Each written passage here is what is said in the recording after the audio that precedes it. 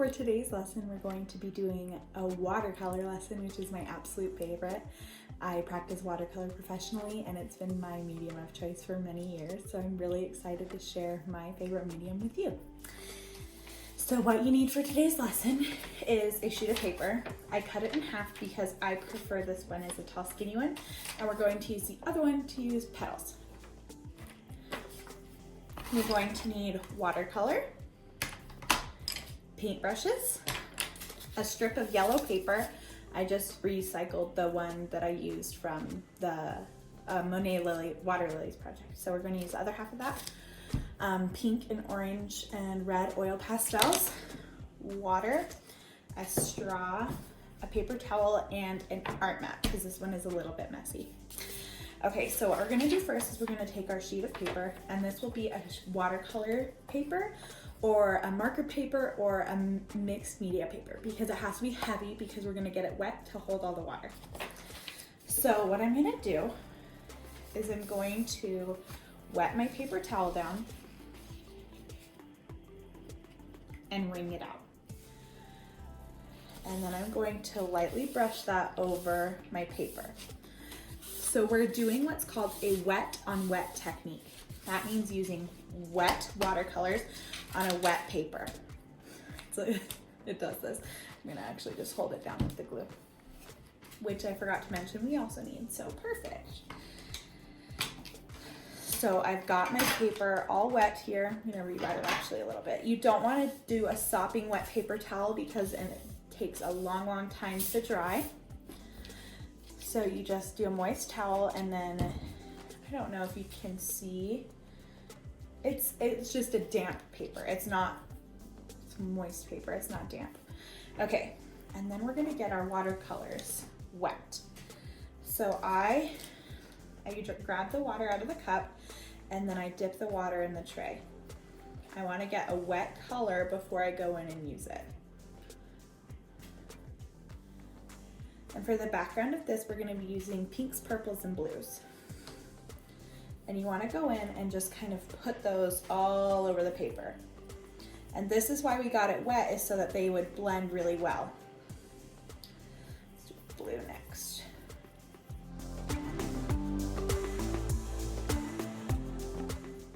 You want to be careful not to go over any spots that you've already done too many times, because then you'll get what's called pilling on your paper. It's when a paper is rubbed too many times. And have you ever had a sweater or something go through the wash and it gets those gross little, they're like little things on them? That's called a pill. And paper can get that too. It's when the paper just gets rubbed so many times that it just starts to tear. And it's just a micro tear on the top, but it makes it unable to accept any more color on it. So it'll ruin the ability to add anything else to it. Okay, and what you really want to do here is blend the colors. You don't want any solid shapes. You just want it all blended together. You don't want to have any really harsh lines in this one. Okay, so I kind of accidentally did a blue to purple ombre, and it kind of looks really pretty, so I'm going to stick with it.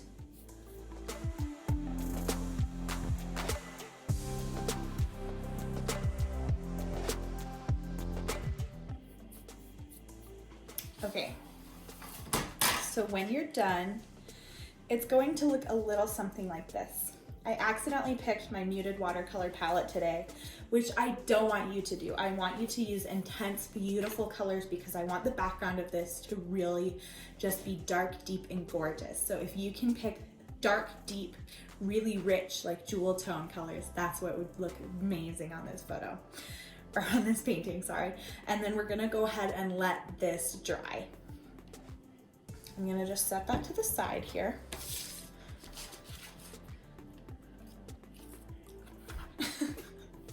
And then we're gonna get our other half of the paper that we were using before, and we're gonna oil pastel it.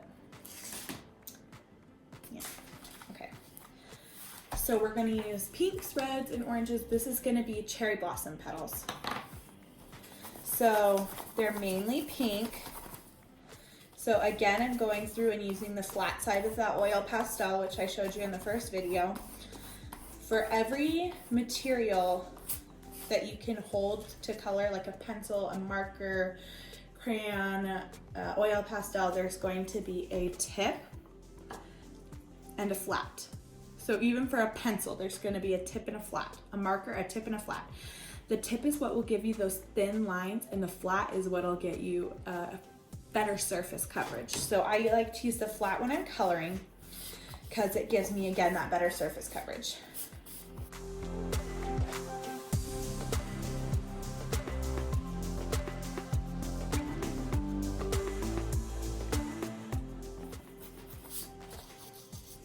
Okay, so the goal of putting down the oil pastels is you just want to get the colors on there. You don't want them to be perfect, and you don't want them to cover your paper, because that's what we're going to do next with our paper towel.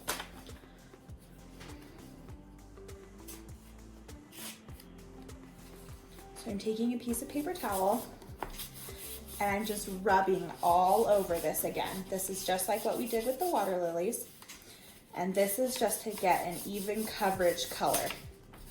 Excuse me, not even coverage color, because you don't want it actually to all be one color. You want it to just cover the paper.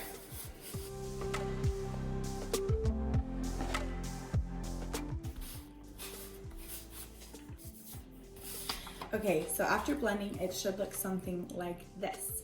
And then what we're gonna do is we're gonna cut out cherry blossom petals. This will look different from our water blossom petals because cherry blossoms have a little notch in the top of the petal. So I'll show you an example right after I cut all these petals out.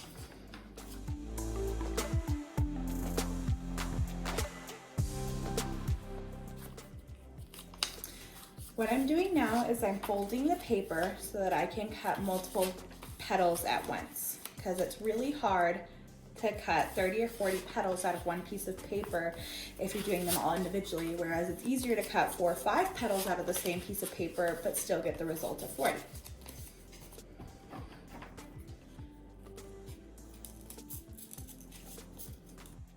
Future Addison here, I cut the blossoms vertically to the paper, and I really don't recommend this because then I spent the next hour separating them. So if you cut them horizontally to the paper, you won't have to separate them by the folds. For each of these cherry blossom petals, you want to have one pointed side and one flat side, and I'll show you how to use that flat side later. Okay, so to cut out the petals, you're going to do, so this is an example of a petal. So this part is going to be the inner flower, and this part is going to be the outer. So what you're gonna do on the outer part is you're gonna take the 2 edges of the squares and cut out a small notch in the top. So it will look something like this, and then you're going to do that with all of your petals. So once you're done getting all of your petals cut out, we're gonna take the yellow paper and we're gonna cut out the inside of our flowers. So we're just gonna do tiny little strips of yellow, and that is what's going to make the inside of our flowers. Okay, so our original watercolor paper is now dry, and you're going to decide what you want to be the top and what you want to be the bottom. So I want my blue to go on bottom and my purple to go on top. So I'm going to position it appropriately. And then I'm going to get black watercolor paint. And you want it to be a deep, dark black. And you're gonna go ahead and drip that at the bottom of your paper. Just in kind of a thick little puddle. And then we're going to go ahead and take our straw and blow it up. So what this is going to do is create the branches for our cherry tree. I'm going to go ahead and add some more black in there.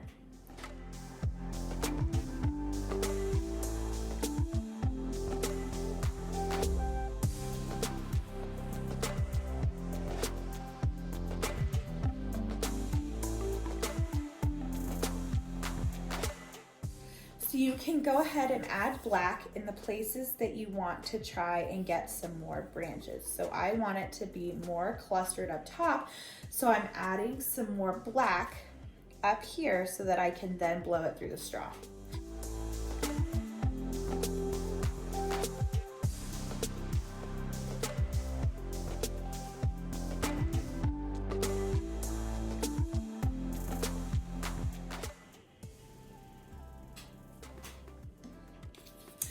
So when you're done, it should look something like this. Probably not very similar at all, but just something that resembles branches. And this is going to be the base of our cherry blossom tree, and then we're gonna go ahead and let this dry. Okay, so now that our tree is finished drying, we're gonna go ahead and take the petals that we made before and put about a little bit more than half and curl them around our finger.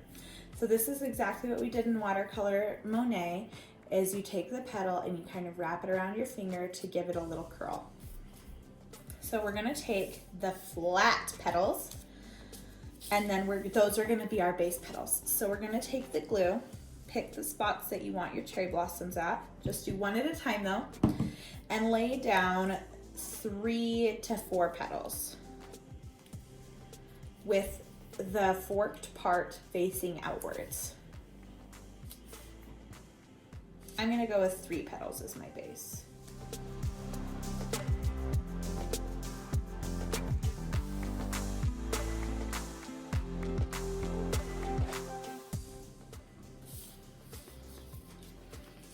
Okay, so now that I've got all my base flowers laid out, I'm gonna go ahead and start adding the tops. So you're gonna put a little circle of glue in the center of each cherry blossom, one at a time. And then we're gonna take our curved petals and add them in, not overlapping our bottom petals, but as a sandwich. So the 3 bottom petals go this way, and this way, and our 3 top petals go this way, and this way.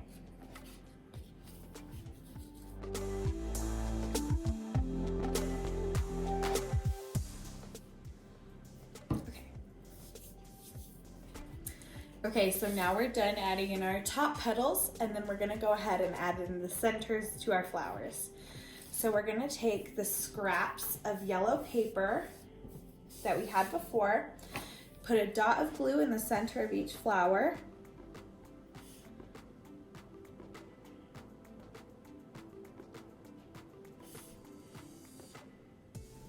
and then go ahead and sprinkle those ones on.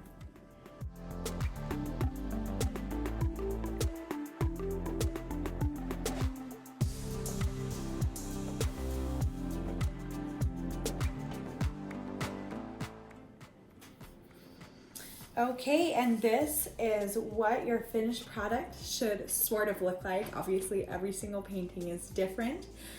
This was our watercolor cherry blossom tree to welcome spring.